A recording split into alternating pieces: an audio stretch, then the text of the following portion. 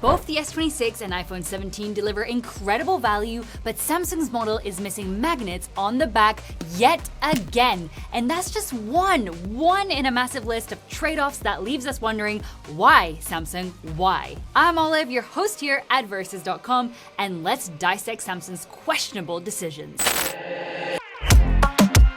People love the base S series because of its compactness, but Samsung's first questionable decision here was making the S26 bigger than its predecessors. This did shake things up when we tested the performance, but a lot of people won't be happy with the size bump. Both phones are built with sturdy aluminium frames and glass backs. Samsung gave this boy Gorilla Glass Victus 2, whereas Apple did not put ceramic shield on the 17 like on the Pro models. On a day-to-day basis, the iPhone feels more comfortable to hold thanks to its rounder corners and softer edges, though neither is going to stress your wrists since both are quite lightweight. You also get an identical IP68 dust and water resistance rating on both for complete peace of mind.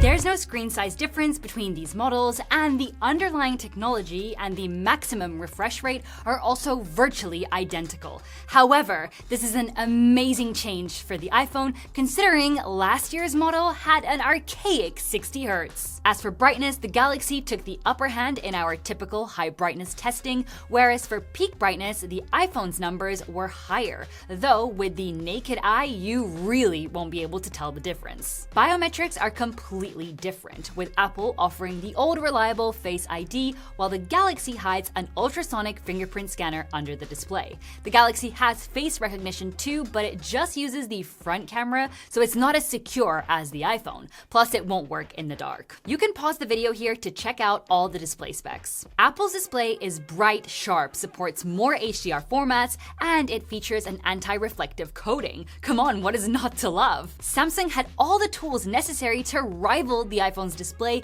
given what they put on the Ultra, but they just didn't. And that takes us to the cameras, where Samsung is running 4-year-old hardware, though they were hiding an unexpected surprise for us.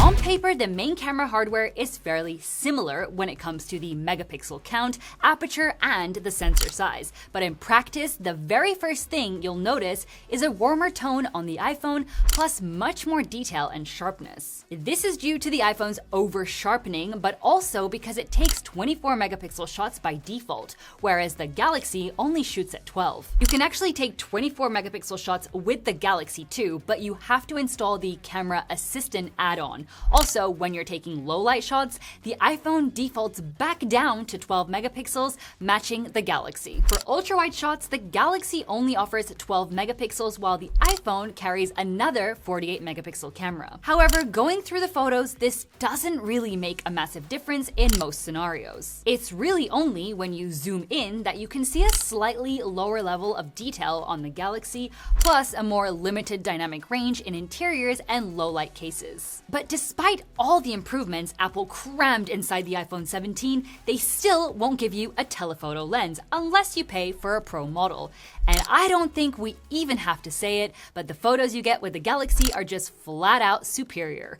It's not the best telephoto out there, but it easily beats the iPhone when pushing past that digital 3x barrier, and especially since the iPhone caps out at 10x zoom. In portrait shots, you can notice some extra processing, with the Galaxy smoothing out skin tones and the iPhone boosting those warm hues even more.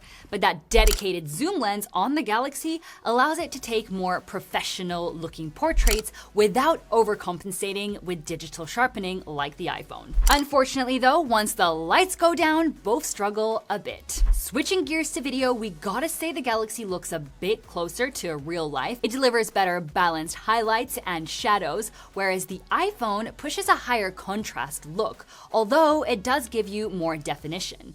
These are 4K 30 FPS videos like all clips in our comparisons, but you can shoot it up to 8K 30 FPS on the Galaxy and 4K 60 FPS on the iPhone. You can also capture portrait video with these main cameras, but it is capped at a maximum of 4K 30 FPS. Tap on the link magically appearing on your screen to check out a full-on portrait video camera comparison between the flagship Ultra and Pro Max versions of these two. For ultra-wide video, video, once again, we like the Galaxy's colors, but due to its inferior lens, highlights can easily clip. Another downside is that its field of view isn't quite as wide as what you get on the iPhone, which in turn still has better overall definition. For maximum resolutions, both cap out at 4K 60 FPS. But to close off the camera section, let's turn these phones around. The iPhone comes with that new 18-megapixel camera utilizing a unique square sensor, while the Galaxy sticks to a traditional 12-megapixel camera. And look, the iPhone might sound ultra-futuristic and all, but the Galaxy selfie camera just looks much more natural,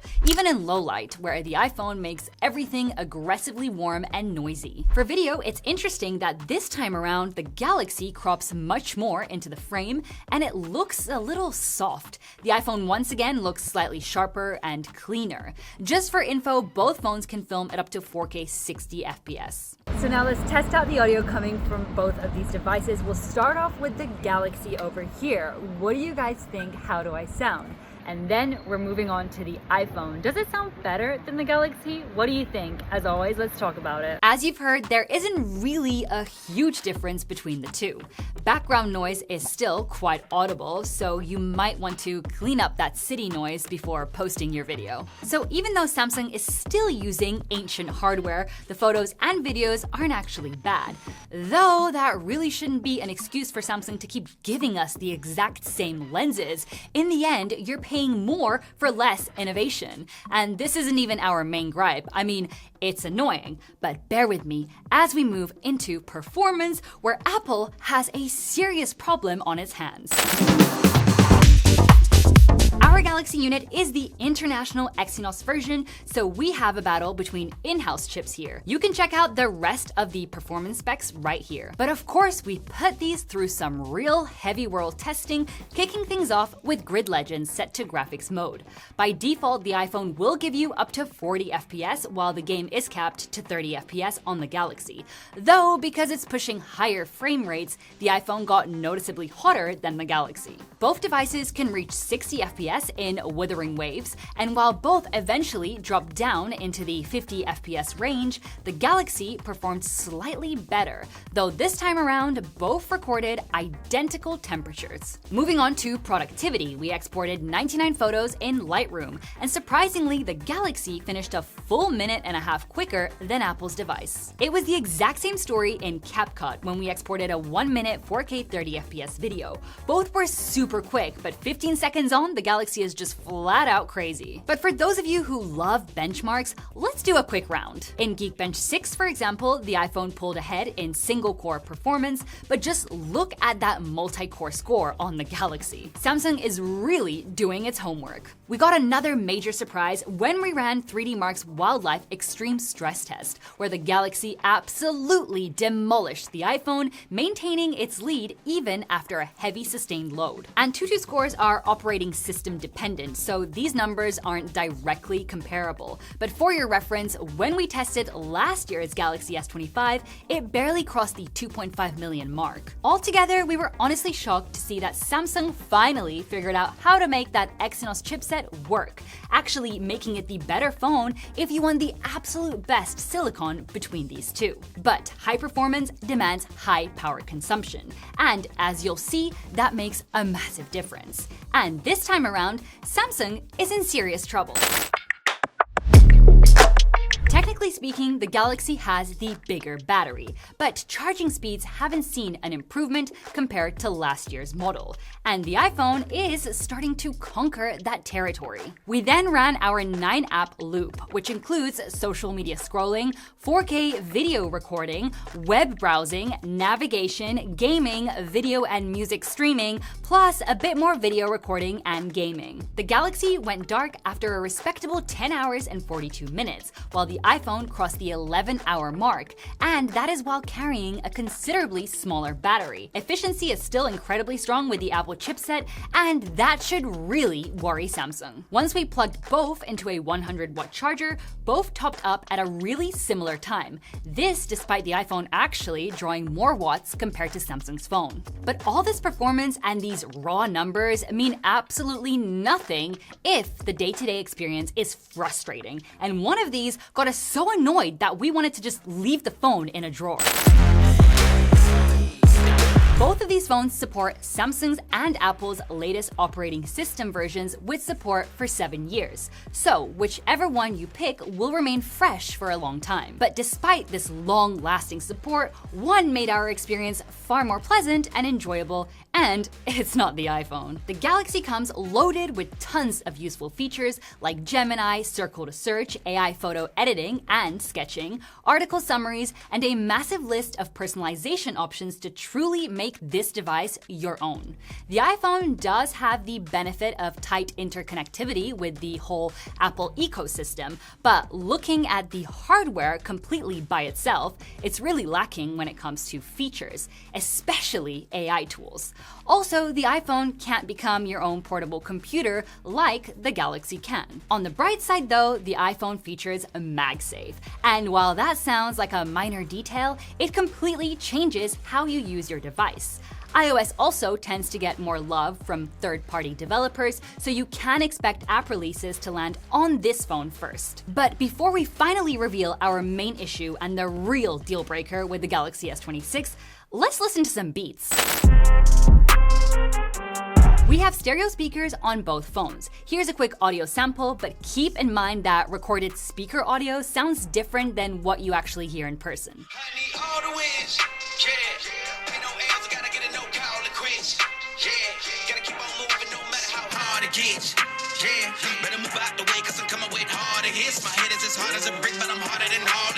Both phones get remarkably loud, but the iPhone feels richer and fuller with more definition and bass, while the Galaxy feels a bit drier in comparison.